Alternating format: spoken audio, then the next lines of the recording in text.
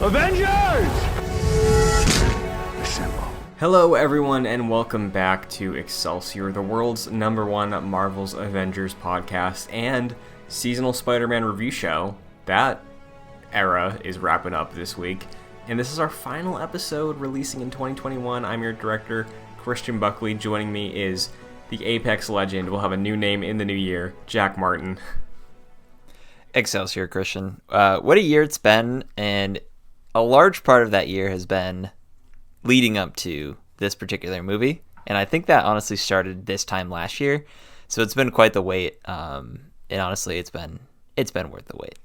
It has been. You know, last Friday, I think, the day after we saw Spider-Man together, I was doing some work, and in my downtime I was like, oh, it'd be really cool to go back in time through our playlist and find the episode around October last year when Jamie Foxx made the Instagram post, right? And back then, Excelsior, the format, I don't even think we were doing Meanwhile back then.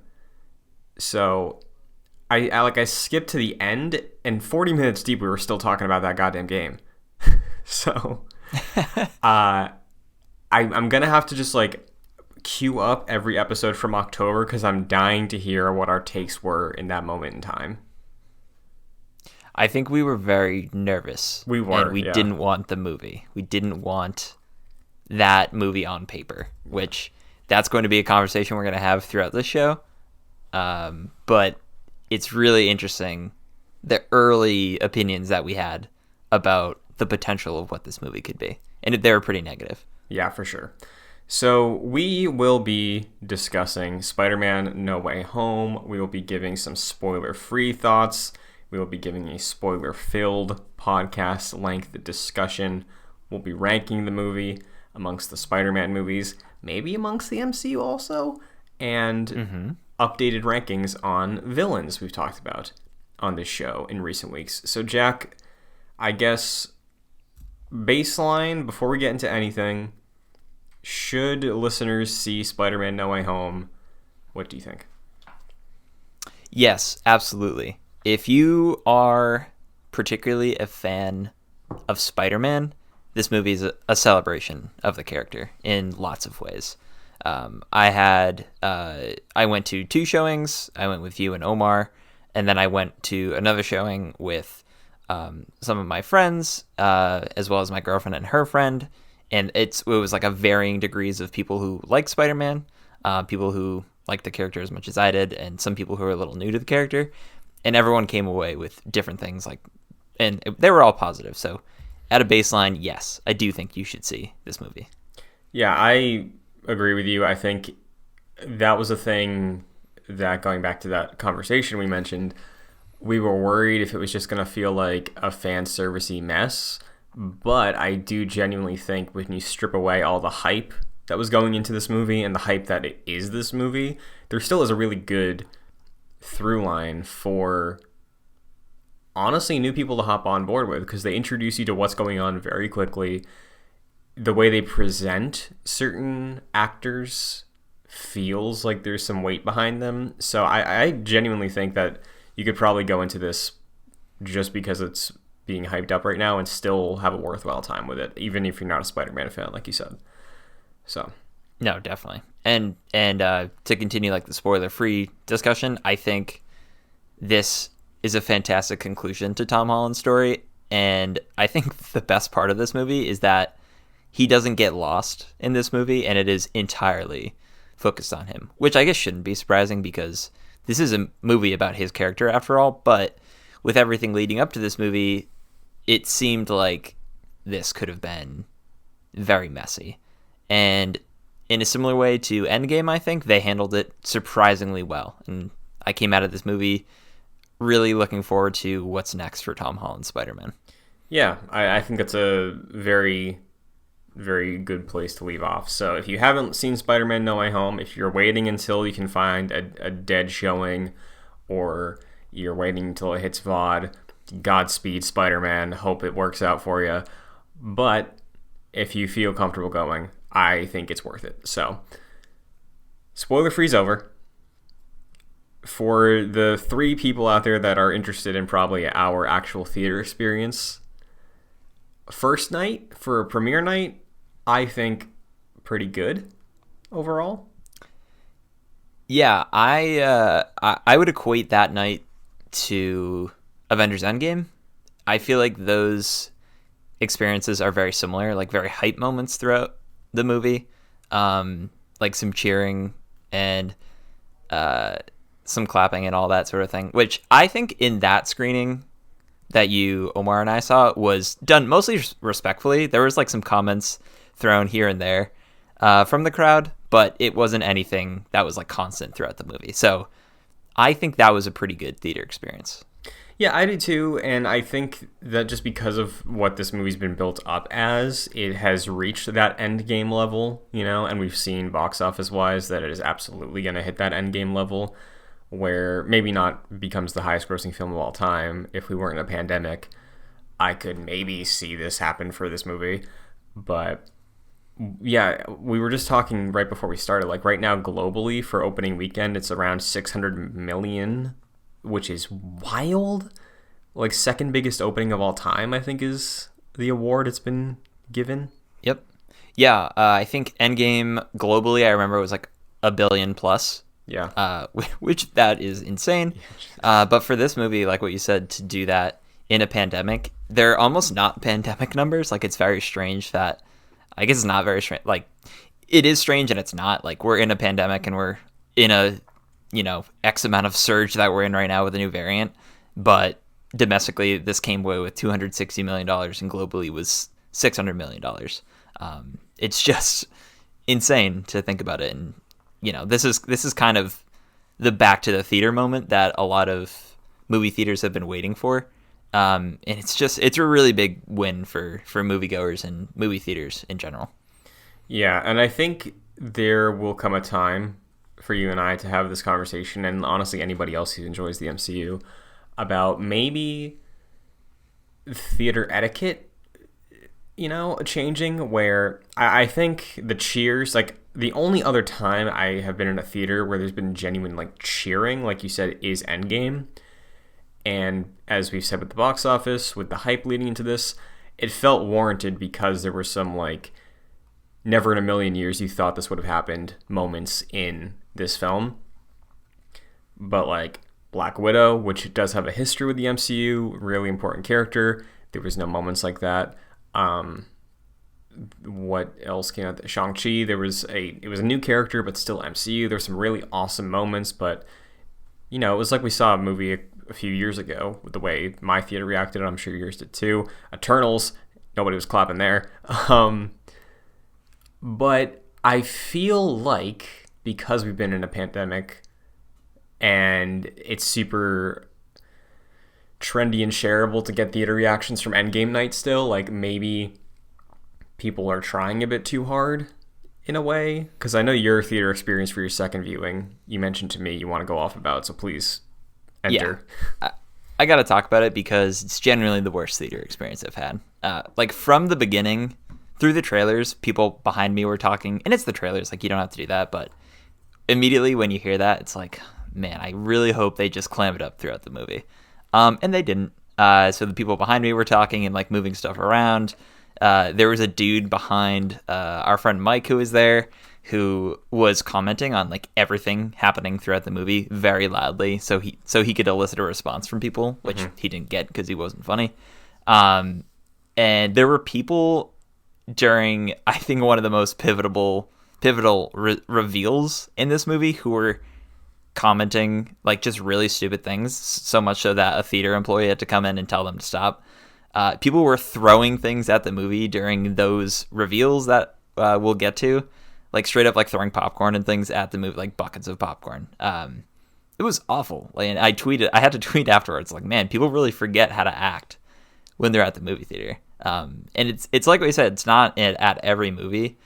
But like at every movie there are people who are just rude because they're rude people. But I don't know. I think hype moments like this give some people license to just act crazy, and it's ridiculous. I think by all means, I honestly really enjoy like cheering and things like that, like the end game experience, if it's done respectfully and it doesn't mask, if it warrants it and if it doesn't mask any dialogue or anything afterwards. But if you're commenting throughout the movie, like, you shouldn't be in the movie theater. Like, everyone wants to be there, and for my friends to have that as their first experience seeing that movie, like, completely ruined it in a lot of ways. And it was really upsetting for me to be sitting next to them and to have them, like, deal with that, because it was ridiculous. I'll also say, as a complete moment that I forgot about, our showing at the start, there was a problem because we were sitting there in the previews, and what seemed to be kids, Omar said that was a man. I wrote this that was my Letterboxd review. I was like, shout out to the kids who ran in and said fake spoilers before the trailers, and Omar's like, that was an adult. So I don't know, but yeah, we were Thursday night at like 7 p.m. Granted, shows were starting at like 4, but there was like 2 or 3 kids at the bottom entrance of the theater that like were just standing around. They screamed fake spoilers, then ran out, and all of us were just like, shit. Yeah, it was really defeating to, obviously we had things leaked for us, but it wasn't what they said, and it was very defeating because I think all of us afterwards was like, man, I thought about that throughout the entirety of the movie. Yeah. Or like, it was in the back of my mind. Thankfully that was a fake spoiler, but still, like, people just need to be respectful, and like, obviously we're going to be standing on our soapboxes, and that's not going to change anything, because I mean, remember when we had no real control over that. That was like 2 weeks. The internet did a pretty good job with that.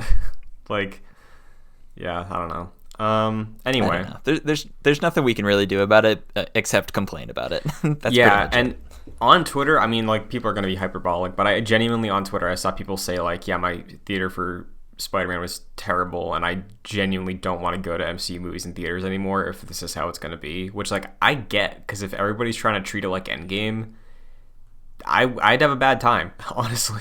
So I get it. I hear you. So that being said, why don't we get into some spoiler talk for this movie? Where should we start? This movie moves. There's a lot that goes on. Where do you want to... You know what? I know where we should start. Matt Murdock, Charlie Cox. He's in the movie. He's in the MCU. He's back. That's just a win. That's a universal win. Yeah, that's a good place to start, because there's not much to say about it, but I think for both of us, it got spoiled. It got spoiled for me in a headline, unfortunately. Even still, man, is it just so great to see Charlie Cox back in this role. And to him have such a killer scene of just hearing his voice, honestly, is so soothing. I know. He's just amazing.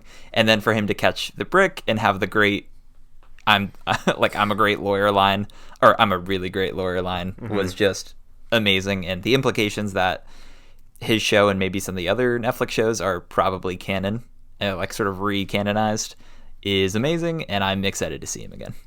Yeah, what a great moment, because like I remember there was that interview Tom Holland was like, oh, we had a scene with an actor at a table that I wanted to do for a long time, and then when the what was it, John Campea had those images leak, there was the trio of Spider-Man, and then there was Matt Murdock at the table. So like, very hard to sell that as being faked. So I went into this fully expecting. Obviously with Hawkeye, we've had Vincent D'Onofrio, Kingpin, like, confirmed to be here. So great synergy. I'm shocked they got that to line up that well, because I guarantee you Kingpin will have at least 5 minutes of screen time in this new episode of Hawkeye this week.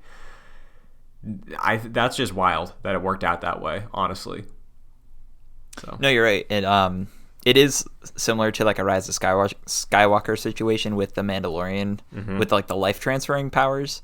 This, I think, works a lot better. Yeah. But it's great that Disney is good at sort of lining their shows and movies up like that. I think that was a really great call. Yeah, absolutely. So Charlie Cox being back is, like we said, we're both huge fans of him in that role, like a lot of the internet is. If you've never watched Daredevil before, maybe we have a new seasonal review coming up for an era of Excelsior. Be on the lookout for that. But yeah, I think that's a good place to start because you're right. It starts and stops in that scene, but the implications, wow, you know. Yeah, and it's honestly kind of, I feel bad because, like, obviously Charlie Cox is getting a lot of praise on the internet, but he is like one small piece to the puzzle of this movie, and there are obviously bigger conversations happening around some of the other characters in this movie. Yeah, I'm sure he'll have his time to get like the implication discussion and articles, but yeah, for sure right now it is all Spider-Man, Amazing Spider-Man 3 talk online. So as it should be. It should be. Let's just jump right to it, and we'll work backwards after that. They're back. They're back, and that reveal I think was amazing. Yeah. Just like, I think they did a really great balancing act of, we'll definitely talk about the Aunt May death, but going from that, like the lowest low I think we've seen in really any Spider-Man movie, to the transition after like the J. Jonah Jameson speech to the apartment scene, where like you're dropped to the ground and you're picked right back up again, in like one of the hypest moments I think in the MCU. Yeah, just the turning on a dime there is very impressive, because you're right, like that Aunt May scene is right before that one. We get that like a little in between of Tom Holland in Times Square, I think, but like wow, yeah, talk about just a huge shift. So the way they're introduced, Ned earlier in the film talks about how his grandma says there's wizards in his family, which is fun. Did you know there was going to be payoff for that when he had that line? No, absolutely not. Me either. And I did not expect it to be like that. Me either. I could see if somebody would have a problem with that, but I think it was handled in a way that I was like, you know what? Sure. Ned, why not? Cool. Yeah, and it doesn't really matter that much because I don't think we're going to follow up with that down the line. No, especially because of where we leave off in this movie. But exactly. Specifically, like, they had to get him in there somehow, and I think, like you said, the way they did it was good. Having MJ, Ned, and Ned's grandmother there as like the grounding in the MCU to introduce both Andrew Garfield and Tobey Maguire.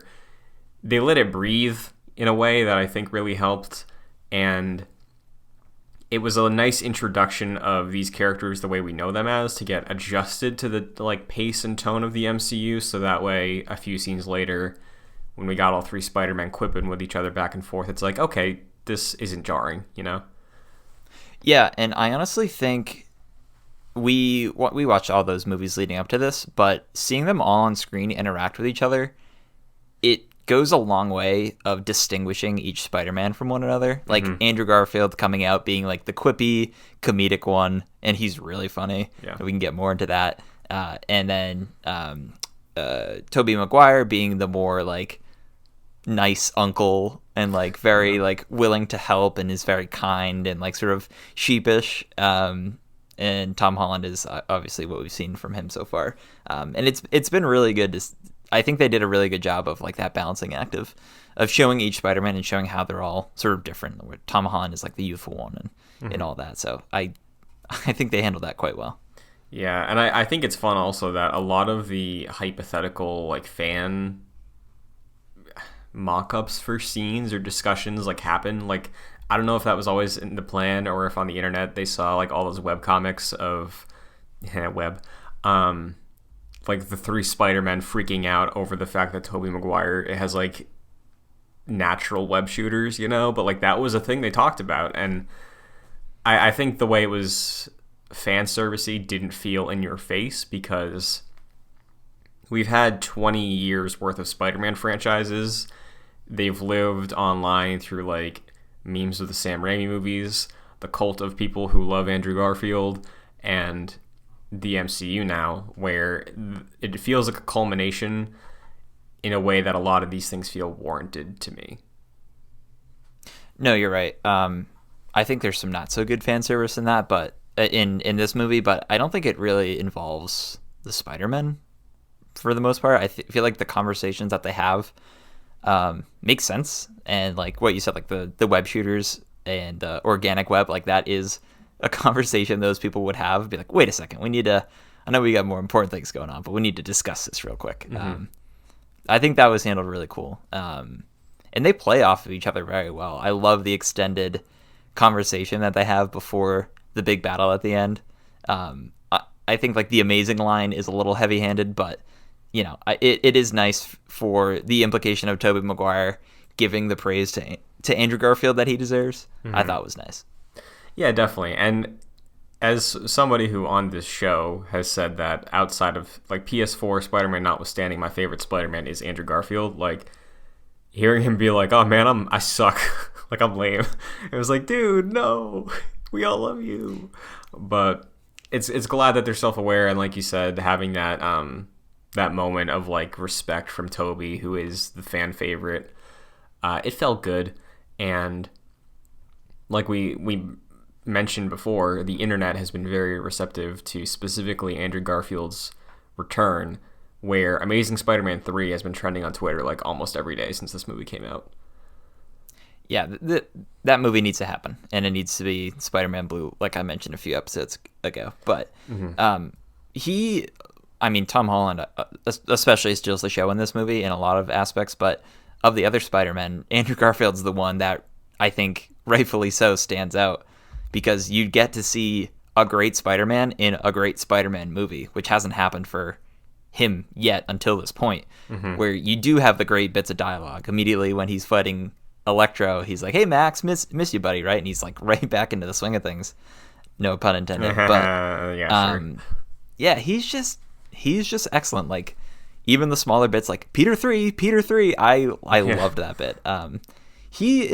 You're right, he is like really one of the great Spider-Man. Like he encapsulates that character behind the mask so incredibly well. And he is like so deserving of the praise right now that I think he deserved since his introduction in 2012 in a lot of ways. And it's great that he's finally in like a movie that captures his own greatness. For sure, yeah, because I think through our reviews, like specifically with the Amazing Spider-Man movies, there's a lot to love in those movies, including his performance, but the plot that's like outside of the Spider-Man-ness of it, so basically just, everything with him and Gwen is the highlight of those movies. Like the relationships and the romance side of it is really well done, but yeah, when it comes to being Spider-Man in a Spider-Man movie, that's where it fell short for him. So being able to get that with him here was long overdue and clearly very easy to resonate with people. So what a dub. Tobey, though. Tobey did all right. Yeah, I like Tobey in this. He's very much, like I said earlier, like the quiet, reserved. He's not super funny, but, he's kind of the person you'd look up to in a way, and he acts like that. And I think he honestly has like a really cute performance in this movie. I don't know if I said that to you after the movie, but yeah, he's very sweet in this movie. As he kind of was towards the end of, maybe not in Spider-Man 3, but like in Spider-Man 2 specifically. He like he kind of just gets beaten down and really like doesn't, defend himself in that way, and he's just sort of head down, and he acts like that in this movie. I think it's great. Yeah, absolutely. It was nice to see him again. I will say getting used to seeing him like with the fast cuts was, I think, the most jarring thing with his performance, of just like fitting in that very deliberate, slow niceties of Tobey Maguire, Peter Parker here. But like it worked more than it didn't for me. Specifically, the way we got to see him and Otto have a reunion was one of my favorite moments, I think, from the last half of the movie, because of just the way that Otto's storyline plays out here. The fact that in the Raimi movies, they have a really strong connection before things go south for him. So allowing a what-if sort of scenario for those two, even if it's just brief, I think was a highlight for me. While we're on the discussion of the Spider-Man, how do you think they handled this crossover event, specifically like with the Spider-Men? Because I think we were both very negative on the prospect leading into this. Honestly, my main worry was the fact that we've seen Sony try to handle a large cast of characters, and it was abysmal Well, not abysmal, but like it hurt the movie in many, many ways with Amazing Spider-Man 2 and Spider-Man 3. So hearing that here, knowing Sony's involved, the fact that Tom Holland has been like fighting for his life to be respected as Spider-Man in the MCU, and then we're just getting in the two ones that people love and love to compare him to, that's where the worry rested. But to answer your question, I think it was handled very well, because from the way we get introduced to the moment before they enter the movie, Tom Holland, I think, is giving his best performance as Spider-Man. And Peter Parker, he's grounding the movie in such a great way, and he honestly is carrying it next to these iconic villains, which are played by some of the, greatest actors of the last 30 years. So, yeah, I think Tom Holland is not get overshadowed, and that was my worry. And the way that these other two Spider-Man and villains are used feel very authentic. So I think it was done well. But what about you? No, I agree. Yeah, I was worried. I think we both were that this movie was just going to exist as a spectacle, and our Peter, would be sort of lost in the fray. But he's really not. Like, this movie is entirely about the MCU Peter Parker, and we'll get into the ending, which I think is amazing. But I think they handled this crossover in the best possible way. Like, they come in towards the end of the movie, which I think was good. They get to have like some emotional conversations together, some really fun banter, and especially a really great team up together, where they're not used to working together and they have to pause mid battle, figure it out, have a funny conversation about them not knowing about the Avengers, and then turning together and like jumping out as like one collective Spider-Man unit, and just like an amazing hype moment that got the claps that it deserved. I think was really great. And like I don't think they overstayed their welcome. I don't think, like what you said, I don't think they overshadowed Tom Holland in any way. I feel like that only served to bolster his character even further than it already was in the movie. I think before that, like what you said, he was already struggling with his own situation, obviously. And his character progression was already moving forward before they entered. So that they only served to shape that slightly going forward. Yeah, it's not like he was losing constantly and then they're the ones who saved the day, right? Like that was the other worry narratively going in. But like you said, like they let him breathe and he's able to make mistakes and save who he has to save on his own. So like I think that was handled very well. And you're right, they didn't overstay their welcome. It was just under, I think, the perfect amount of them, because literally everybody this weekend has just been left wanting more, So I think that was probably the right choice. So no, definitely. I also really like how this movie, obviously in a lot of ways, is similar to Spider-Verse, but I think my favorite like similarities are the constant that they all share, where similar to Spider-Verse, where Miles loses his uncle, every Spider-Man loses a loved one as a motivator. And for our Peter, that's Aunt May, and for the two Peter Parkers before him, that was Uncle Ben. And I think that was a really great choice to all have them like sort of, I guess, Amazing Spider-Man loses Gwen Stacy too, but for them to have that motivator in Uncle Ben or Aunt May, I thought was a really good choice to have them connect in that sense after Aunt May's death.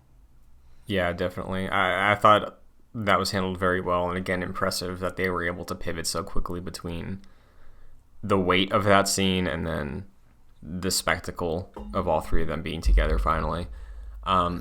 Before we talk about the Aunt May scene, I would like to stay in the same ballpark. Let's talk about the villains briefly. Surprisingly, we didn't get 6. We got 5. Yeah. Which I don't know what that means for Sony's future. Is Jared Leto the 6th? I don't know. We got a not Sinister 5 of Sandman, Lizard, Electro, Green Goblin, and Doc Ock. Do you want to go like one by one? You just want to hit like highlights? What are you feeling for the villains? Well, I think there's kind of like tiers to how they treated Yeah. these villains. Like Sandman and Lizard are very much like the lower tier where they don't really have much character progression. They don't really need any. It's kind of similar to how in Spider-Verse there are villains like Scorpion in that who like really, and I think Hammerhead, or I'm forgetting his name, but they really like only serve to be bad guys in that movie, and it's similar to these characters in this movie. And then there's someone like Electro who has a much better appearance in this movie in terms of like his ability to distinguish himself as a character rather than a comic book character.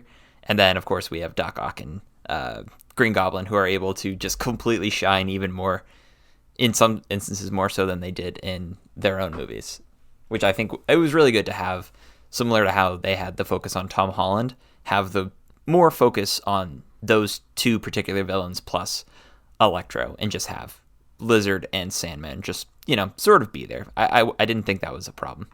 Yeah, and I do like how Sandman initially, and for a good portion of the movie also, wasn't really like an antagonist, kind of, just because of the note we leave off with him, between him and Toby in Spider-Man 3. So like his introduction, like helping Peter fight Electro was cool, and eventually when he was calmed down, just having that moment at the end, I thought it was nice and again consistent. It didn't feel like we were making a drastic shift to make them all super villainous. Like they were scared for their lives in some degree, so someone like him was like, hey, I still want to go home and see my daughter, because that was my entire reason for being around in Spider-Man 3. So like the motivations for everybody felt consistent, even if they didn't all, in the words of Doctor Strange in the trailer, and I think Octavius in the movie, all die fighting Spider-Man. So right. In terms of the tiers, though, I'm with you. The Raimi ones definitely got the most to flex with, and I guess we will talk about it more later, but Goblin, I think, is a better Green Goblin, maybe a better villain. I think the weight of the Jekyll Hyde thing and overall relationship with a Spider-Man, it's stronger in this movie, I think, than it is in Sam Raimi's Spider-Man 1, for me personally. And this is coming from somebody who always loved Green Goblin and Willem Dafoe in that first movie. He just feels like a way better villain for Tom, in my opinion. No, I think you're 100% right, especially since you get most of the movie with Norman, and you like get to really, more so in this movie than in Spider-Man 1, which I immediately watched after my second viewing. You get to like sort of sit with him as just Norman Osborn, the scientist that Peter Parker can relate to, and so you as the audience member get to hang with him and relate to him and want to help them. And then once that switch happens, it becomes like even more damaging for Peter and for you as the audience member to be like, man, now he's the guy we're trying to fight, and for him to kill Aunt May is especially brutal. So yeah, I think, and Willem Dafoe brings it in this movie. Like no one phones it in this movie, but Willem Dafoe, I think, like wanted to be in this movie. Like he was eager to be back as Green Goblin, and that I think shows a lot.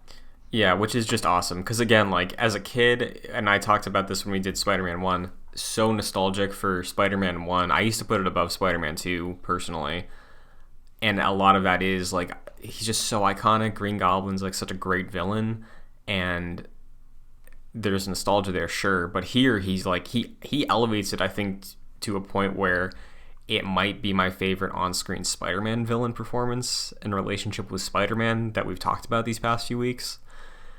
Like, obviously you have to see it again, but I think he's phenomenal in this. And going in, seeing that we'd be getting all these returning villains, on my mind, another aspect was like, okay, so how are we going to do like Tom Holland's Octavius? Like, how are we going to do that moving forward?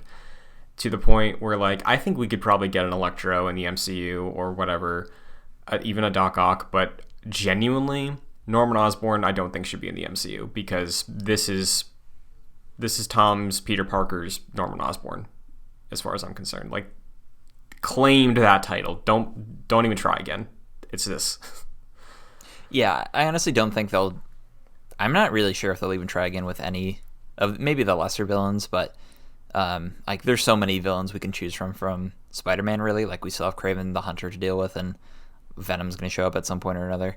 So, but I think you're right. Specifically with Green Goblin, like I think all of these characters, specifically Green Goblin, Doc Ock, and Electro, really like got the time to come back if they needed to, which I think for Doc Ock, he already cemented himself as a really great villain, and to some extent Green Goblin.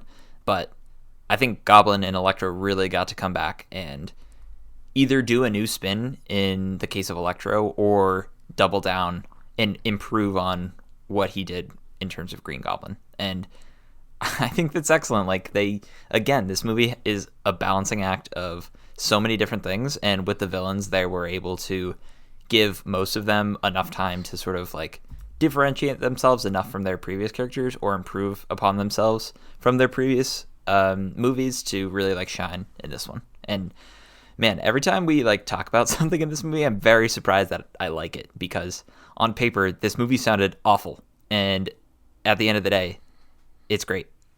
Yeah. I also really love, like you said, we spend so much of the movie with Norman, right? Because I think that gives an angle where maybe it's just because of the time or the direction of the original Spider-Man, but like you genuinely feel for him because in the comics, like in Spider-Man Blue even, or that run where Gwen dies in the comics and you get to like see the fallout of that, Norman is very helpless in that scenario, and I feel like in Sam Raimi's take, he definitely seemed like sheepish when he was being the Jekyll Hyde moments in the mirror, which I think is still like shot better and more enjoyable in those, but like you don't really get a sense that like this man is struggling much, you know, outside of the fact that he feels bad for his son, where here he genuinely felt lost. And I think introducing him through May specifically and having her exchange with Peter, them both trying to help him, and then having to live with that when the movie wraps up, like I really thought Goblin was handled incredibly well, and just shout out to Willem Dafoe because man's killing it as always. So. Yeah, and there was a video of an interview with him shared around the time of the movie where he was saying like, I only came back, or a large part of the reason I came back to this movie was contingent on like me doing the stunts for this movie because I really wanted to be in it, and like he said he like couldn't do that without actually being there and doing the fighting. And so yeah, shout out to Willem Dafoe. He is just incredible, something of a scientist himself. Absolutely. That I thought was egregious. that was good. That was good. Like, it's funny, but that was the one moment during the movie where I was like, oh god. Like I literally out loud was like, oh my god. Well, to be fair, did they do that again? Did they do any other lines like that? Am I forgetting? I think there might have been one, but I can't remember like a line word for word. They say like Doc Ock says the power of the sun in the palm of my hands, sure, at least a couple times, but that seems consistent. This is straight up. That was a reference to a meme. Like, yeah, it was. that had no bearing on the story in the first Spider-Man movie, and no one really noticed it until like memes were really shared prevalently, especially like in the past few years with that meme. So that slipped in because of that, and that was like a fourth wall breaking thing. Like, it's not awful, but it was, and it's funny, but it's definitely noticeable. That is fan service with a capital F. Sure, yeah. And I think the reason why that moment I'm cool with is because that level of fan service I don't think is present for the majority of this movie, where it is kind of where a movie you compared it to once we wrapped up, The Rise of Skywalker, rested its laurels on. You know, it's like within the first second, I think, of Palpatine being on screen, he's like, unnatural, or whatever the line is, right? Like, it's... I think this movie knows when to pull its punches, and when they do hit, it's like fan service, yes, cheesy, yes, but you earned that one. Maybe I'll give you like 3 chances. That's one of them. Yeah, you know?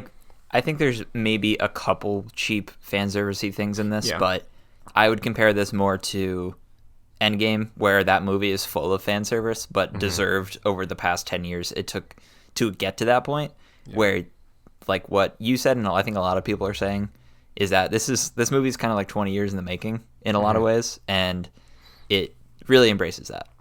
For the most part, I think they reference things in a very smart way that makes sense with the characters, and then there's only a couple things I think that are a little silly, like the backbreaking comment. I thought was honestly really disrespectful to Gwen Stacy. Like, I can't believe that was included in this movie.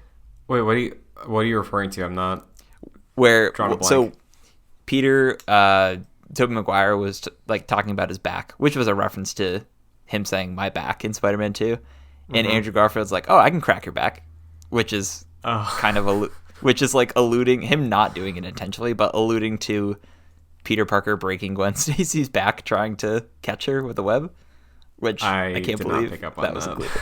Yeah, that was a lot for me. Where I was like, I can't believe they just said that. Wow, that's that's something.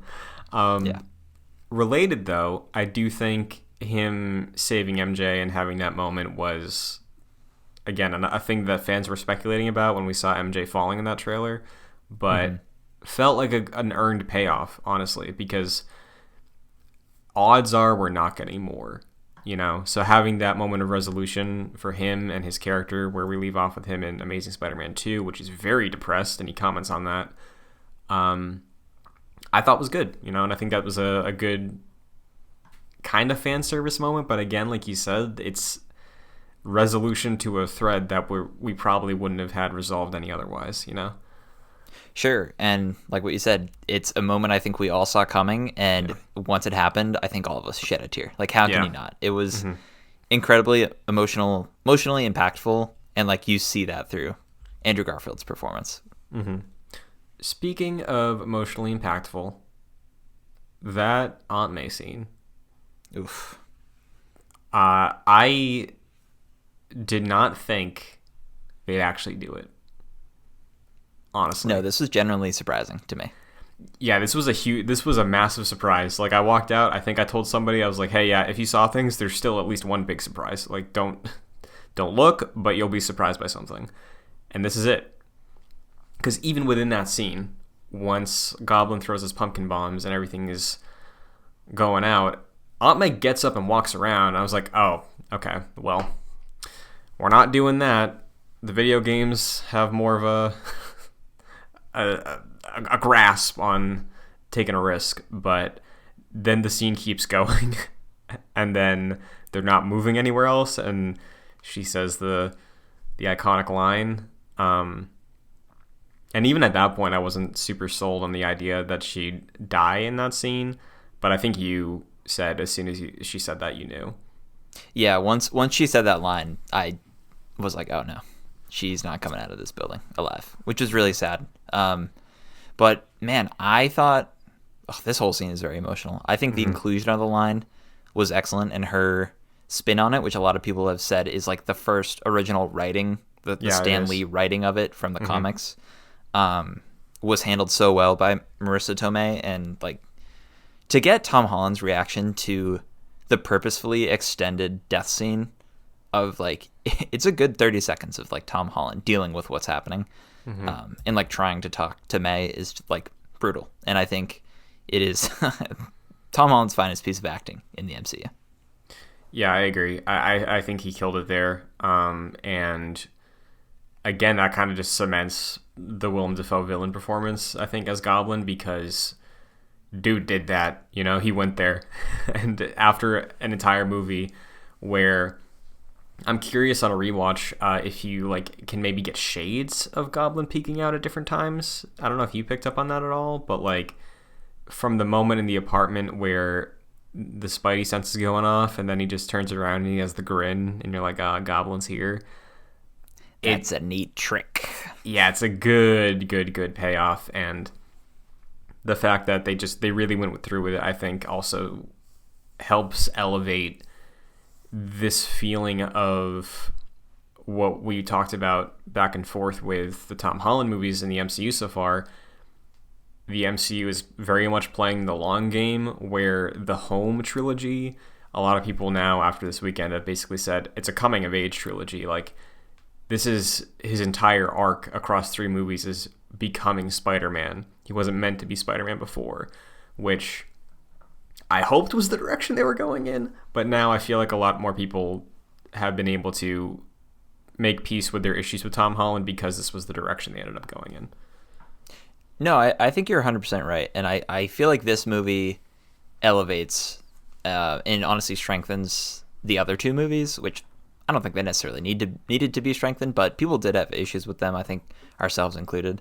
For me, it was the lack of emotional weight throughout the previous 2 movies that like didn't hit with me as much, I think, as those movies could have. But like what you said, it was sort of all leading to this, and like this is the movie where sort of the training wheels come off in a lot of ways, and this was kind of like his origin story in a lot of ways. He was Spider-Man, but this was his movie of coming out as the Spider-Man I think we're all sort of familiar with, and this was the start of that with Aunt May's death.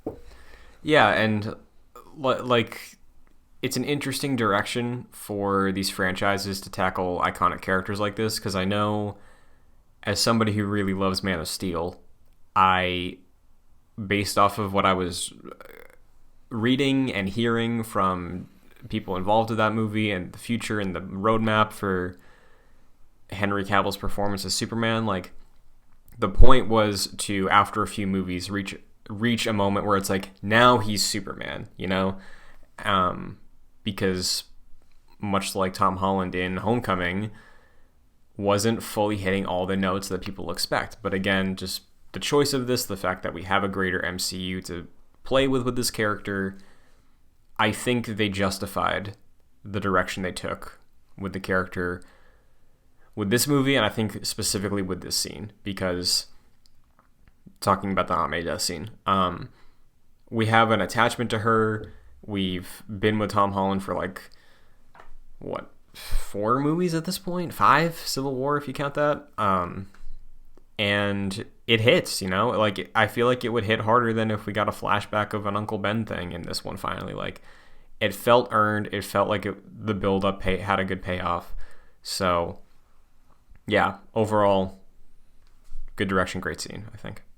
Yeah, and I think there's a conversation to be had about like the role of Uncle Ben, and I think clearly at the end of this movie, like Aunt May fills that role of Uncle Ben. Like she's the constant for Peter in this movie, in the same way that Uncle Ben was in the previous 2 incarnations of Spider-Man. And I think Marissa Tomei is definitely like the best the best character, I think, that fulfills that role. I think well, obviously she has 3 movies to hone that, but even in Homecoming, she is like the most real character, I think. And in this movie, she even cements that further, which is, very, very deserving of that, I think. I fully agree. I'd like to continue talking about the relationships with this movie, because there is drama with a lot of the choices and consequences that are made. We were both positive, I think, on Ned and MJ in Homecoming and Far From Home. How did you feel about them in this one, their relationship to Peter, Peter's relationship and influence on them, and I guess the notes we leave off on with the group? So, yeah, in terms of like where we find them, I don't think my opinion of them really changes. Like, I've always loved them. I think maybe it even, for MJ's case, like it even improves. I think I like how she's a stark contrast to specifically the MJ we saw in Tobey Maguire's Spider-Man, where Peter is like, hey, I'm so sorry that I did this without telling you. And she's like, you know what? It's all right. Next time, tell me first, but it's really fine. I think if we had a scene with the writing from Sam Raimi's MJ, we would have had like a much different reaction to that. Not fitting with the character I think MJ deserves. In this movie, I feel like, and throughout MJ's appearance in the MCU, I think she's a really great, understanding character and like realistic character. And I'm glad they chose to highlight that in this movie. And Ned is just awesome. For sure, yeah. So when we get introduced the conflict between them here that is sort of back burner after a while, but just Peter knowing that he went so far as to go to somebody else again, after Homecoming and some would argue Far From Home. He goes to somebody, Doctor Strange, to fix a problem that he's causing, and in the end, he's the one who has to make the fix when I guess, like, Peter Parker's the problem, and that's where we leave off.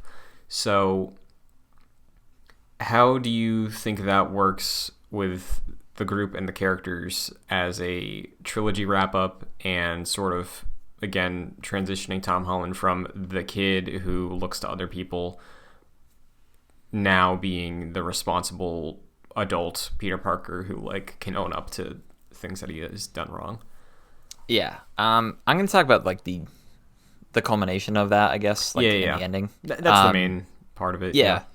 I think the ending of this movie is perfect. Like, there's nothing I would change about it. I think on paper, if you told me that they were actually going to do a mind wipe similar to what they did with One More Day or Brand New Day, I would be like, wow, this movie's going to be awful. And we get to that point, and Peter's choice of sacrificing his friendships for his friend's safety is, I think, like, the most Spider-Man choice possible. And, like, it hurts all the more knowing that, like what we were saying earlier, we have grown to love MJ and Ned over the past few movies, and going forward, like, you have the expectation that maybe someday they'll reconnect, but for the immediate future, they're going to move off and be safe while Peter continues being Spider-Man.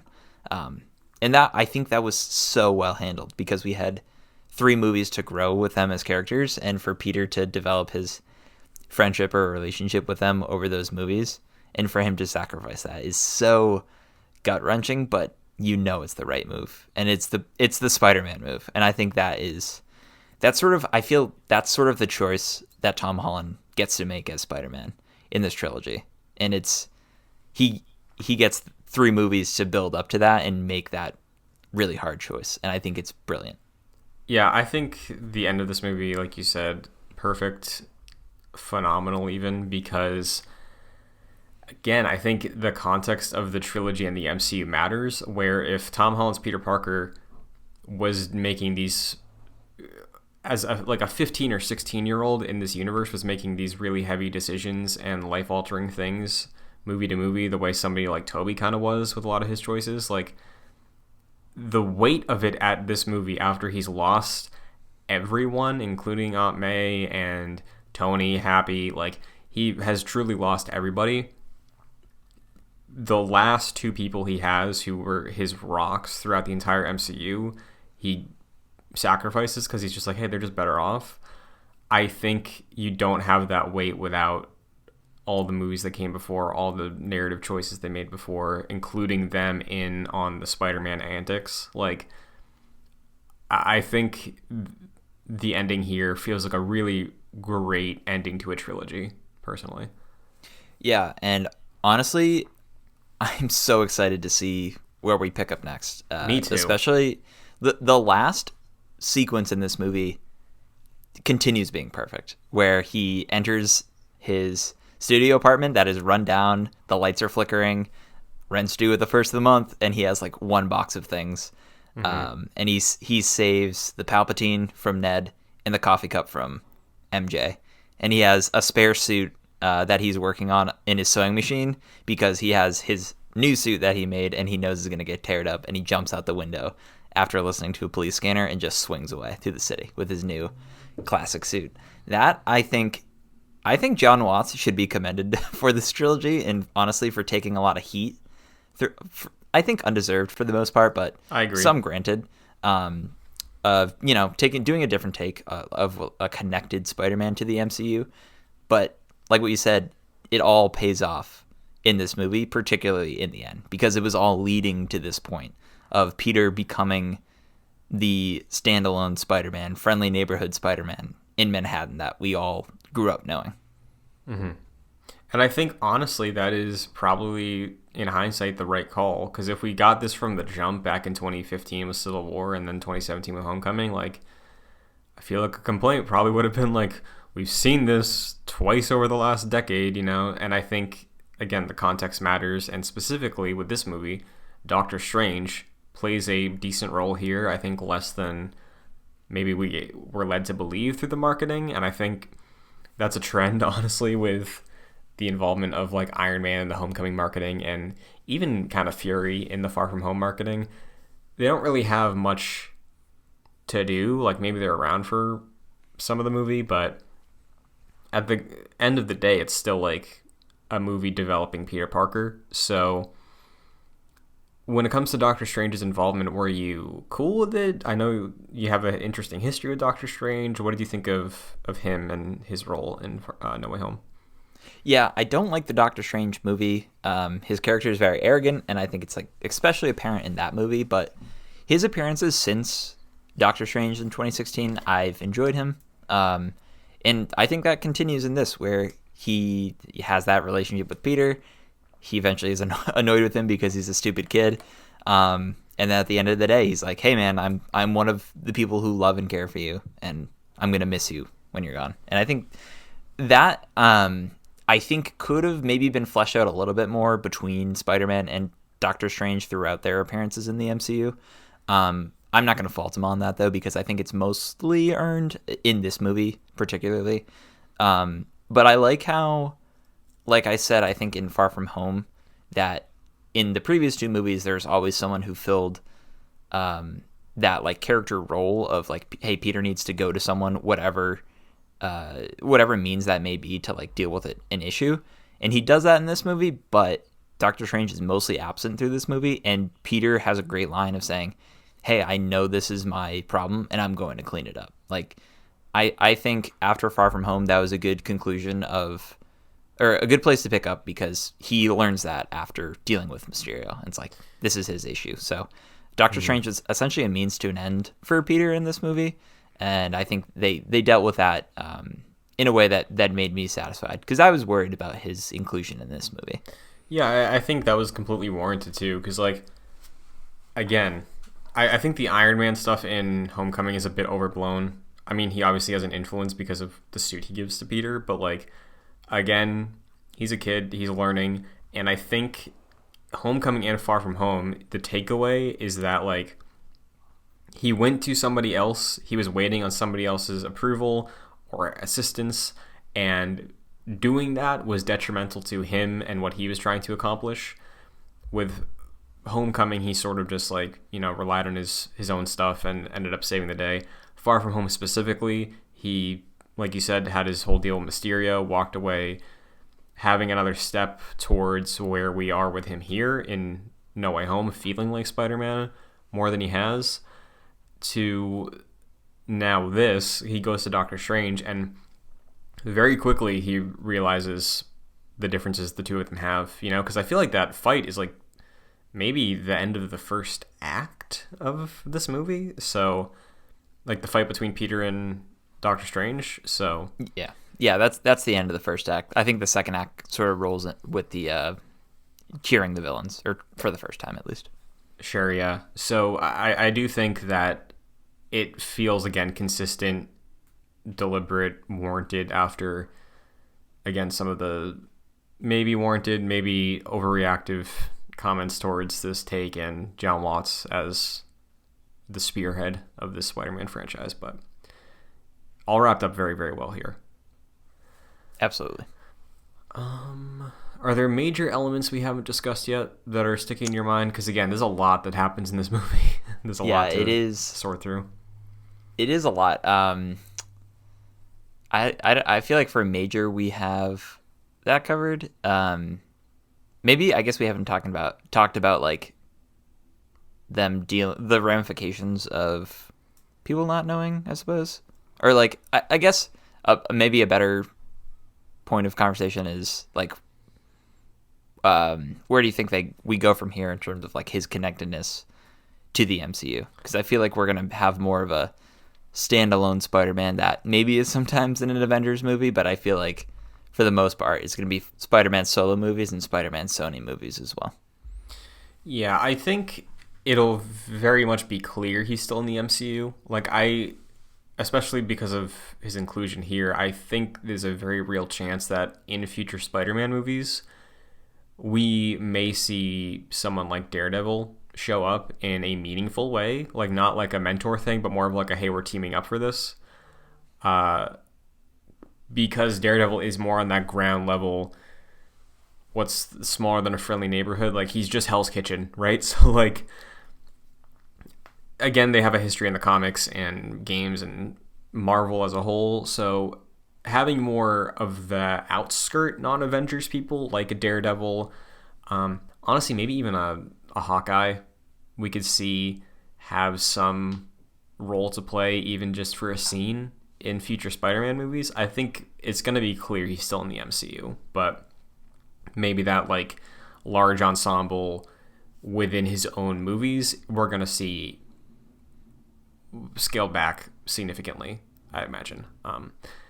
And yeah, maybe like when we fight Galactus, he'll show up, because Sure. that's kind of his role in the comics too. Like to a lot of the Marvel universe, he's just like that weird superhero that never really talks to anybody. He's just kind of a dork when you talk to him, and nobody likes working with him. So yeah, I think it'll still be felt, but for the main movies, like you said, are probably MCU and maybe Sony. But I have questions about that still, I think. Right. I do think that final scene sort of cements that idea of Peter just sort of being on his own now. And I think you're right. We will see some of the smaller characters interact with him every once in a while. But like he's not the leader of the Avengers, nor should he be. And I think that's awesome. And part of me was, I think there was some speculation that maybe to save the day, before this movie came out, to save the day, Tom Holland's Spider-Man would banish himself to like a different universe, and that's how Tom Holland would continue, but not in the MCU. Mm-hmm. And a part of me was sad, but a part of me was also happy for him to just be Spider-Man by himself and not be constrained by the MCU. But I feel like this is kind of a happy medium where if we need him for the bigger threats for like an Avengers movie, he'll show up, every once in a while for a small role. But he's still in the MCU and dealing with the universe and everything that is tied to it. But he's very much like on the small scale of things. Like he is New York Spider-Man, and that's it. Like he's not the world's Spider-Man anymore, which I think is a really great choice. Yeah, I completely agree. And that's when Spider-Man is my favorite, like when he is on his own. And I think the way we get to that for this take on the character, I really like, and the implications of it, I'm very excited for. Love the suit. I wish the swinging scene at the end was a little bit longer, but maybe that's Spider-Man 4 territory. I guess my reservation when it comes to his involvement in Sony films is because we have a very, very, very clear doorway to set up a crossover movie in the post-credits, and they kind of slam that door shut in a weird way. So what I'm talking about, of course, is the first post-credit scene where we see Tom Hardy, Eddie Brock, and Venom at a bar somewhere in the world he just got shot out of. Is he in the same place you think he was in that hotel at the Venom post-credit scene? He's in Mexico because he's wearing a Mexico hat. Like okay. he very much went to like the tourist shop and picked out whatever hat was there. Okay. So he's being explained, Eddie and Venom at this bar, drunk. The bartender is explaining the MCU to Eddie. He's taking notes.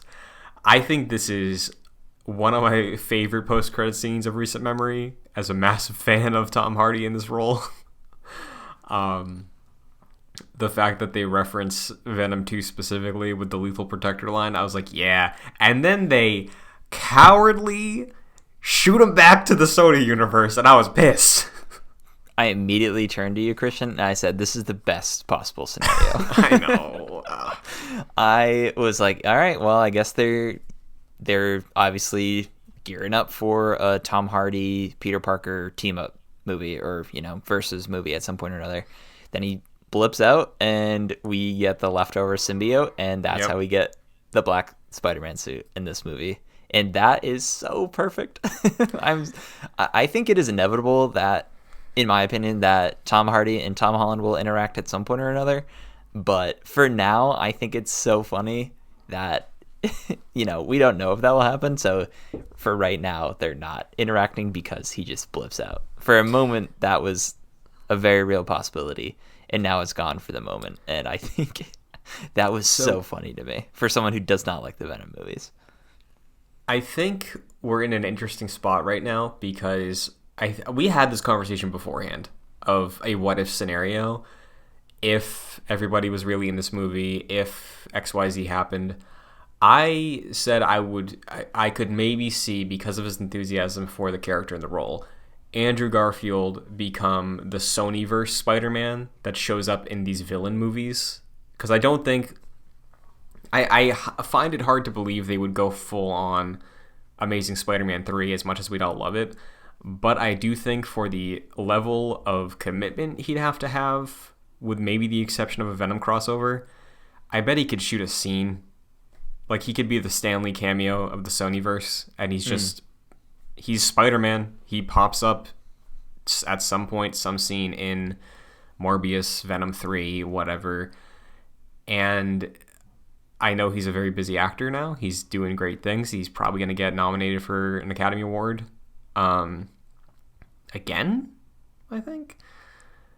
So, like, I think it's very clear, based off of the way he talks about Spider-Man, he still has a fondness for the character. And if not an Amazing Spider-Man 3, we know Sony wants Spider-Man in their movies. Like, in universe-wise, it would be very strange for Tom Holland to be able to do it after where we leave off. So maybe Andrew Garfield. He also did say he wanted to fight an alien in the movie. True. They're keeping the door open for that one. Yeah. I think I remember having that conversation with you and being more reluctant to think that's a possibility. I think after this movie and the groundswell of people who have been giving a lot of praise, in particular to Andrew Garfield, I think that possibility is more likely in the future. I don't think it's 100%, but I don't think we've seen the last of Andrew Garfield as Spider-Man, whatever that may mean. I don't know if we'll get a whole nother trilogy of movies or even like a big standalone movie as him starring as Spider-Man, or potentially like what you were alluding to, if he gets to show up every once in a while in those movies for like a scene or two. I do think we'll see him again, or at least I hope we'll see him again. I really do hope we get an Amazing Spider-Man 3, and it is called The Amazing Spider-Man 3. Because he's so good. I know. I'm at like a maybe 40, maybe a 35% for an Amazing Spider-Man 3, but Andrew Garfield's Peter Parker Spider-Man showing up in Sonyverse movies, I'm at like a good 75%. I think that's, at the very least, I think that's something that will probably happen as a result of this. Amazing Spider-Man 3 is an uphill battle. It would be beautiful if that happened one day, because if there can be like 7 Batman at once, we can have 2 Spider-Men. But that is a harder reality to imagine right now, unless this break for Tom Holland is significant.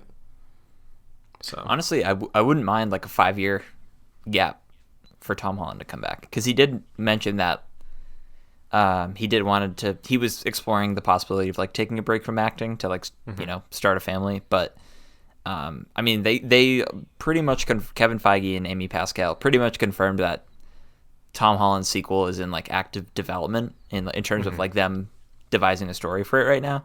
So that's happening probably sooner than later, but I think it'll be a bigger gap between this movie and Spider-Man 4 than we have had between like Far From Home and No Way Home, or Homecoming and Far From Home.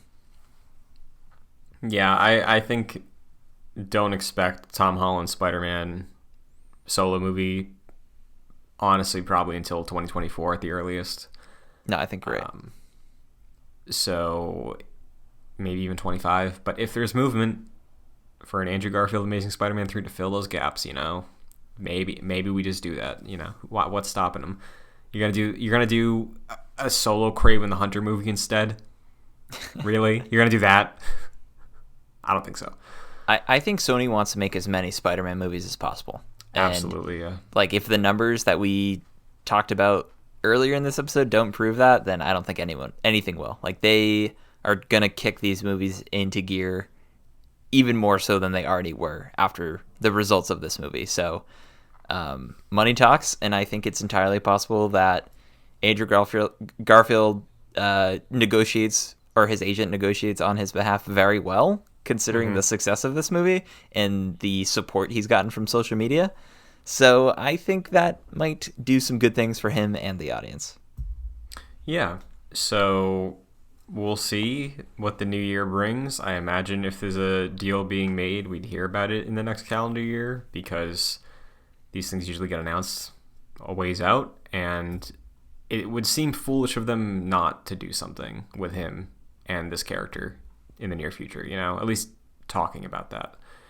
So, no, you're right. I think it's more likely that Andrew Garfield comes back than Tobey Maguire. Like, I'm not certain that we'll see Tobey Maguire again. Maybe yeah, if they do like an Into the Spider-Verse like proper movie, then obviously. But I don't think we'll get his Spider-Man 4 as much as I would love for that to happen, specifically for Sam Raimi to return. But I think Andrew Garfield's kind of the guy that a lot of people are hoping to see again.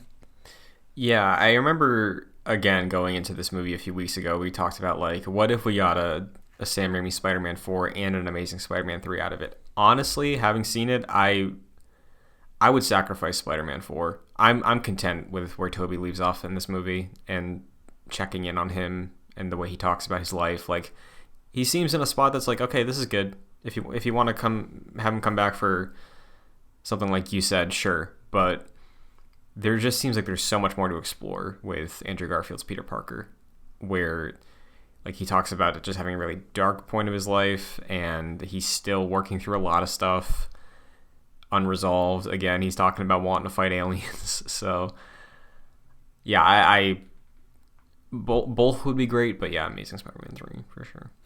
I agree. If there is like a chopping block and one of them has to go for the other one to live, sorry, Toby. Like, I think Andrew Garfield just shines so much in really like any scene he's Spider-Man, but especially in this movie where he gets to sort of banter between them, you really get to be like, oh, I kind of forgot how amazing Andrew Garfield is. And I think that's like most people's reaction to this movie is coming away being like, man, those movies, I remember not being so good, but maybe Spider-Man wasn't the problem in those movies because he's kind of awesome. Like, Andrew Garfield is just so charming, and I think a lot of people have said, like, this is kind of the Spider-Man I think of when I think of Spider-Man. And, like, I don't think they realized that until this movie, because I think there was a lot of distracting elements in those movies. He was clearly not one of them. He was the shining star, but I don't think he shined as bright because of the silly decisions in those movies. So hopefully Sony sort of backs off and lets whoever wants to make the hopefully next Andrew Garfield Spider-Man and just let him do his thing. Hopefully, yeah. I guess. Do you want to talk about the Doctor Strange trailer here, or after we rank and stuff? Yeah, let's talk about it right here. Okay, so post-credit scene 2 is just a whole trailer for Doctor Strange Multiverse of Madness. I'm curious what, like, we heard very recently they're doing extensive reshoots. Is this old stuff? Is this new stuff? What do we got going on there? Because it didn't seem like there was a lot of wild imagery. It was pretty brief as far as trailers go. Like, it was more than a teaser, but not a full trailer, it felt like. Do you think this is a relic? Is any of this going to make it into the final movie? Or do you think this is sort of just vague enough that it's like, yeah, this is the direction we're going? Yeah. So first off, I actually really like this. There were some opinions, some sort of negative opinions about Marvel releasing like kind of a trailer as their post-credit scene. But honestly, we kind of got the post-credit scene in my mind of Doctor Strange talking to Wanda. Like, if they were going to do a post-credit scene for a tee-up for this movie, that would be it. But we got that, and we got to see a little bit more of this movie. So we kind of got our cake and got to eat it too, in my mind. But in terms of like what we saw here, I think this is presumably stuff that was always. This is like the structure of the movie. I think like this is always what the movie's going to be. And I've seen a lot of people speculate that the reshoots are mostly for the fun sort of cameos that they want to include in the movie, which I think makes sense to have an actor like show up on a green screen from, I don't know, like one of the Fantastic Four movies or something. I think that's probably what the reshoots are going to end up being. I think you're probably right. Because again, this, with the exception of like the final moment of this trailer, did feel very vague. Like we got to see Chiwetel Ejiofor again as Mordo, which is like cool. He's back. Gonna see how he's been doing. Seeing Elizabeth Olsen as Wanda, her house has gotten much larger, which I thought was fun. You know, like she's just been building up that WandaVision cabin. Yeah, she has a whole vineyard now. Yeah, sheep, right? Yeah, I think so. Just getting drunk off these red wines she's growing. So I was into the tone. I was into what we saw. I think the biggest takeaway and my most surprising thing from here is that unless I'm stupid, What If is coming into mainline MCU. Maybe it already is mainline MCU because we're getting evil Doctor Strange or whatever the What If looking sleepless Doctor Strange is, you know? Yeah, this is the Doctor Strange we saw like sort of collapse his universe, right? Mm-hmm. At the end of that episode.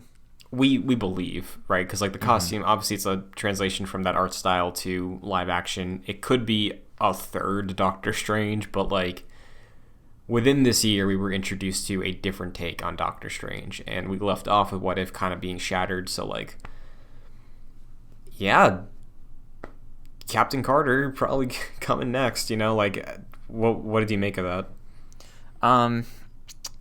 So I didn't like What If all that much.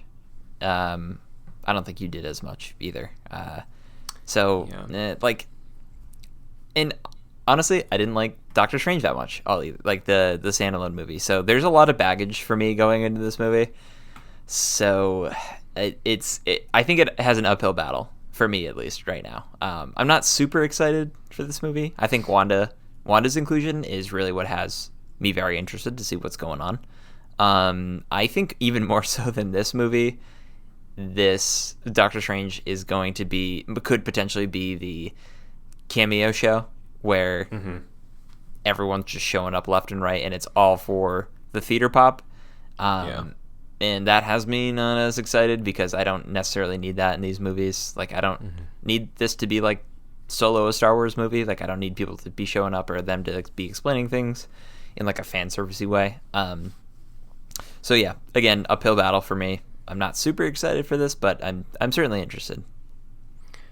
What if the reshoots are because we see this little troupe that Strange has going on with America Chavez and Wanda, and I think Wong as well in some scenes of the trailer. Like, what if we're adding on Deadpool? What if that's the reshoot? What if this is his introduction? He's part of this team. He's hanging out for a good third of the movie. Yeah, I mean, he has to come in at some point or another, and it's going to be Ryan Reynolds, right? So, yeah, I think that could be the cameo that maybe makes the most sense in terms of him explaining away because he's literally breaking the fourth wall and talking to the audience. That could be his potential first appearance because you have to imagine that soon because those movies make a lot of money. Yeah, and I think the way Kevin Feige talked about Deadpool 3 recently, and I think he said it would still be R, didn't he? Yes. Yep, that's right. Like, Ryan Reynolds looks great for his age, right? But I think he's in his 40s. He's probably going to want to, like, get moving on those. So, yeah, I imagine we'd probably see a Deadpool 3 released in the next 3 years, maybe. So, yeah. Timing-wise makes sense, and there's a lot of rumors that we could see some Fox characters, so, yeah, why not? But I'm surprised they haven't released that yet, honestly. The Fox like dates or anything? No, sorry, the Multiverse of Madness teaser trailer kind of thing. Oh yeah, I think that'll probably be out in another week or two, just because that's kind of like, not that anyone needs that trailer to be an incentive to see this movie, because there's way more things to be incentivized to see it, but I think that is, a theater exclusive sort of situation for the time being. Yeah, you're probably correct. Well, we've talked a lot about No Way Home. We could probably spend another 2 hours talking about specifics of this movie, but do you want to, for the sake of our Spidey review season, give our final rankings on Spider-Man performances and villains before we do the movie rankings? Let's do it. So, as a refresher, currently, Spidey ranking is third place, Toby, second place, Andrew, first place, Tom. Do you think that changes at all for you as the show ranking? I don't. I think with the heroes and the villains, they can either go up, and they can only go up or stay the same, in my opinion. Like, I don't think anyone in this movie comes in and delivers like a worse performance than they did before.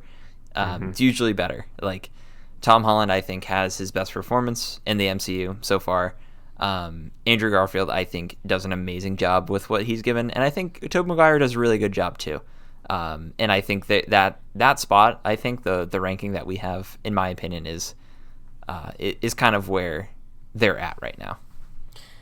I think you're probably right. I think like, as far as strictly separating Peter and Spider-Man, I think I still, in my heart, love Andrew as Spider-Man the most. But after this movie, I think for sure, like, the best full, wholly realized take on Peter Parker Spider-Man is far and away Tom Holland. I think again, his best performance, he is Spider-Man, I think, and he's proven that specifically with this one in a way that people have felt about Andrew and Toby in the past, but usually skewing on one side or the other. Like, he is Peter Parker Spider-Man, Tom Holland, to the point where even at the end, when we got the final moments with him and that decision he made, I was like, damn, am I questioning my Yuri Lowenthal ranking right now? Because, like, I was just really feeling it. I think he really could come into his own more than he already has with a Spider-Man 4 and basically be a live-action Insomniac Spider-Man and just be that good. He's proven himself that I think he can reach that point. I really do think that moment at the end of this movie of his choice is like one of the best single like Spider-Man decisions we've seen like in any incarnation of the character, specifically on screen or like in video games or anything. I think it's up there with so that good. Insomniac Aunt May choice. Honestly, I think it is right next to that. No, you're right. I actually think I think this movie, that decision was maybe even more heartbreaking, just because we got to grow with his friendships and his relationship with MJ over the course of 3 movies that us as the audience are like, we're like my friends and so, like, my girlfriend's roommate, who wasn't super familiar with the character beforehand, like, she had seen some movies, but we had watched all these movies leading up to it, and she was like devastated by that choice. Like, she knew it was the right choice, but she was like so sad about that. And I think that's so powerful that it took 3 movies for them to really establish that and then make that difficult decision. Yeah, dude, I was thinking about that final exchange between him and MJ for like 2 days after the movie, and every time I thought about it, I was like, damn, that sucks. But like, yeah, he did the right thing, but man. So yeah, so sad, Tom but Holland's so right. number 1. I agree. I think by a decent margin also. No, honestly, I think you're right. I think a lot of the external elements have to deal with it too, like what they're given, and like what they're playing off of. And I think Tom Holland, has the clear, like, in terms of like quality of his performances in movies, he's got them beat. Yeah, and I think it's also hard to separate the future and like expectations and hopes for where we go next with him, because it truly feels like we're ready to get going, Yeah. In an exciting way. Would you like to say a comment on who has the best suit now out of the definitive versions for all three, presuming his final suit in No Way Home is his new permanent suit that he made? Honestly, I don't think we got a good enough look at the suit, We and I'm a little didn't. bummed about it. So I think Andrew Garfield still has the best suit. Like it's, I wish he had the eyes that Tom Holland has, that are like a little more comic accurate, I suppose, or like convey emotion better. But I think Andrew Garfield still has the best suit. I think you're correct. Like, I saw some really nice fan art this weekend of people trying to represent from very low quality theater images what the new Tom Holland suit looks like. And it does look amazing. So when we get an official poster, hopefully then it would work out. And I saw this, Jack. Somebody was like, oh, this is another heartbreaking thing. Peter Parker had to make his own Spider-Man suit now because the Stark Tech did not recognize him and couldn't let him use the suit. Oh, that's awful. Right? That's so sad. Yeah, that's another heartbreaking thing. Wow, that's a great pull from that. I didn't even think about that. Something I saw on my first viewing, and I couldn't confirm on my second viewing, I thought that when he made the suit, he took the back emblem from Andrew Garfield's back emblem for his suit and Tobey Maguire's front emblem on his suit. I don't know if that is actually the case, but I thought I noticed that on my first viewing. Again, we need to see like a high-res image of this, so hopefully that comes soon. But I think that would be really sweet if when he was making his suit, he was like, you know what, I kind of like the choices that these Spider-Man took. I'm gonna, incorporate that into my suit. I think that'd be really cute. Yeah, I think if it's not one for one, it's like a ballpark, like it's going for that vibe. Because I was with you, like I saw the front, and I was like, that looks like angled like Toby's. So I think that's accurate. Okay. Villain time. From bottom to top, we got Topher Grace Venom, Riot, Electro, the new Goblin, specifically not Harry Osborn. What's his name? Franco. Rhino, Lizard, Dane DeHaan Goblin, Carnage, Sandman, Green Goblin, Mysterio, Doc Ock, Vulture. I'd like to update or discuss based off of the tier system you mentioned earlier. So what was the first one? So Sandman and Lizard were at the bottom tier. Okay. I don't think they change. I agree. I think they are good where they are. I think... Did you say Electro was like a few below Rhino? Electro is third to last. Electro needs to be bumped up. Ever so slightly, maybe. But I think he should be at least above Rhino at this point. Would you like to put Electro above Lizard? Yes. Would you like to put Electro above Dane DeHaan Goblin? Here's the thing. Once we start climbing with Electro, he still has that really bad performance in Amazing Spider-Man 2. That needs to be No, you're good. right. Yeah. So, yeah, I think he's above Lizard, and that's where I would put him. I wouldn't move him. I can agree on that. I think Dane's performance as Harry is still pretty solid. That like helps ground that because he's only the Goblin for like a few minutes. So Yeah, you're right. I think it's all right. Sandman, I think like you said, he's good where he is. We did that already. So Doc Ock and Green Goblin are the only ones left right now. Doc Ock is number 2, and Goblin is 4th. I don't think Doc Ock changes, but I think we could put Goblin at least above Mysterio. I was thinking new number 1 because I think as a villain he's more compelling than Vulture, despite Vulture being like the most realized person. But I think Vulture as a villain doesn't really do much to further Peter, really. Doc Ock, I think, does a really good job in the Raimi movies, obviously, but look, I feel like the reason that Tom Holland feels the most like Spider-Man now than he ever has is because of what Green Goblin did in this movie, if I'm being real. I think Willem Dafoe had like a great chance and opportunity to better his performance than it was in Spider-Man 1, and it was already great. And he succeeded on that in like a lot of ways. I think he's definitely the most terrifying villain on this list. So that, I think, pushes him up for me. I think Vulture not being as terrifying maybe makes him not as big of a threat, but I do love how Vulture is like a down-to-earth villain in this, and like he's kind of a real person. So he's still the number one for me. I could see Goblin being above Doc Ock. Yeah, because I think with Doc Ock, I think as a villain and Alfred Molina like performing as Doc Ock kind of plateaus at a point in Spider-Man 2, and I think is consistent here, but like Goblin was good and became great, where I think Doc Ock was great and continued being solid here, you know? No, that's a good point. And we had this conversation about Doc Ock also. He's like kind of a tragic character. He doesn't feel as much like a villain. Like he did a few bad things, but Goblin's reprehensible. You know? Yeah. Yep. Cool. All right. So the top 5 then are Sandman, Mysterio, Doc Ock, Green Goblin, then Vulture. I feel good about that. Me too. I'm excited for Vulture to hopefully come back at some point. Like, does he forget Peter Parker? Does he not want revenge anymore? Does he think he's just in prison for no reason?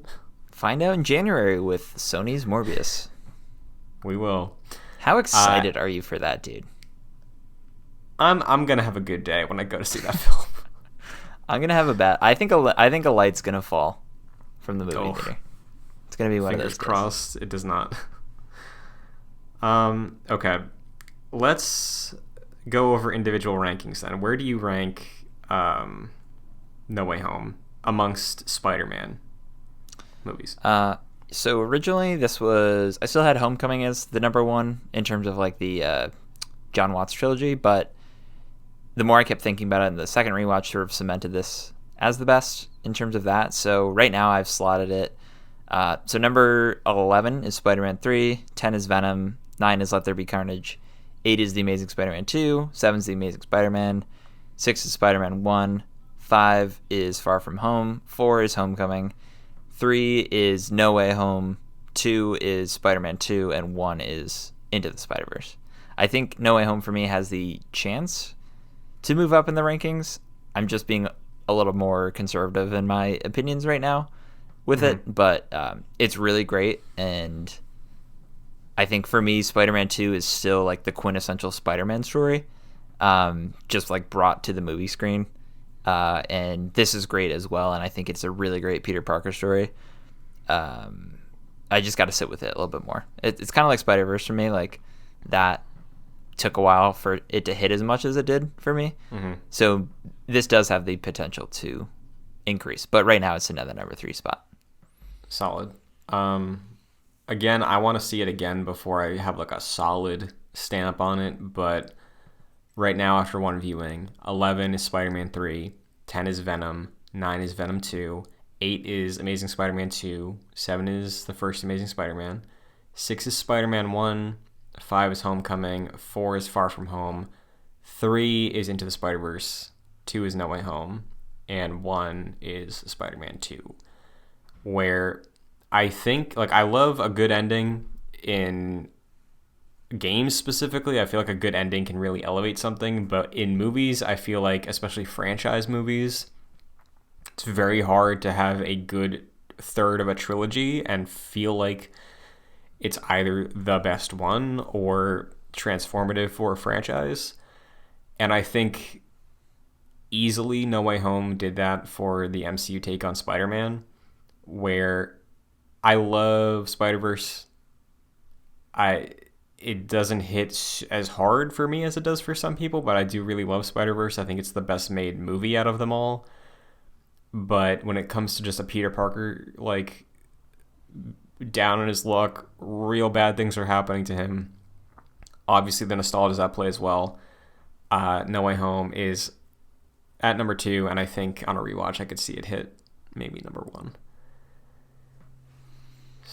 So what does that mean for our group ranking? Our group ranking is in an interesting spot because currently number 1 is Spider-Verse, number 2 is Spider-Man 2, and 3 is Far From Home.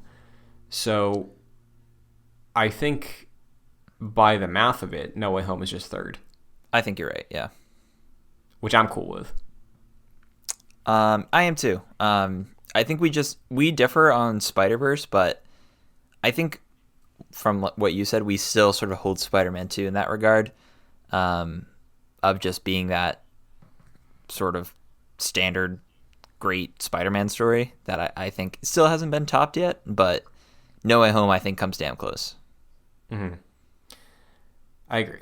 And as far as the MCU ranking goes, I don't know where I would put it just yet, but I think it's top 3 for me, personally. It's my favorite Spider-Man movie, and Far From Home was pretty high, so I like it more than Endgame. It is currently number 6 for me. Homecoming is 7, and then 5 is WandaVision, 4 is Winter Soldier, 3 is Infinity War, 2 is Endgame, and 1 is Civil War. Okay, yeah. So as far as my top 5 would be then, I think 5 as it stands is Winter Soldier, 4 would be Guardians. I have to think about it, but No Way Home is 3rd, Shang-Chi 2, and Guardians 2 at 1. Nice. I think I like No Way Home more than maybe Shang-Chi. But again, I gotta watch it again. Yeah, Shang-Chi is number 10 for me. Mm-hmm. I think it's great, but yeah, I think No Way Home does a lot of things that should not work in a similar way for me to Endgame, and for the most part, they work very well. And I think that should be. I think John Watts, like I said, should be commended for this movie and for his trilogy, because like I think he took a lot of stuff like from fans who were making some sometimes silly criticisms, but sometimes like realistic criticisms, but it really all paid off at the end. So much so where I think like this trilogy even got better with this movie. Yeah, and I feel great going into Fantastic Four now, if I'm being real. Oh, yeah. I feel real good about that. So I guess that wraps up the Spidey season, Jack. So No Way Home, great movie. I'm sure we will both see it probably more times in the coming weeks. Yep, I already got IMAX tickets for next week. Oh, very nice. Very nice. So as far as Excelsior goes, this episode will be coming out the week we record it. There will be no episode on the Saturday of Christmas because it's Christmas.